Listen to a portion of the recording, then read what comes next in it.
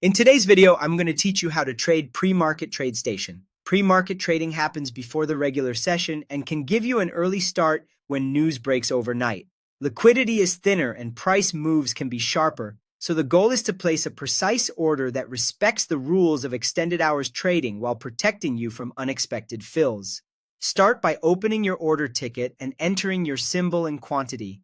Type the ticker for the stock or ETF you want to trade. Then choose how many shares you intend to buy or sell.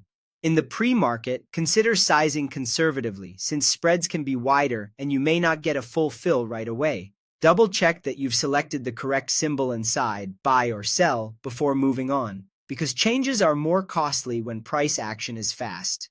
Next, set the order type to limit. Market orders won't execute in the pre-market, and even if they did, they could expose you to unfavorable prices. A limit order lets you define the maximum price you'll pay to buy or the minimum you'll accept to sell.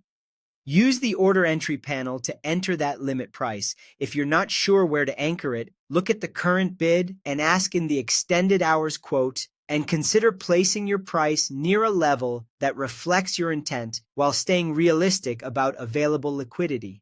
Remember that a very aggressive limit might fill quickly but at a worse value than you expected, while a conservative limit may not fill at all. Then, choose the duration as Day Plus or GTC Plus. Day Plus keeps your order active for the current day, including the pre-market and, if supported, the after-hours session, and then it expires. GTC Plus tells the platform to keep the order working across multiple days and also to participate in extended hours sessions until you cancel it.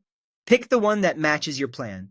Day Plus for a same-day attempt, GTC Plus if you want persistence beyond today while still allowing fills outside the regular session. Finally, place your order. Review the summary, confirm that it's designated for extended hours participation, and submit. After it's sent, watch the order status and the time and sales feed.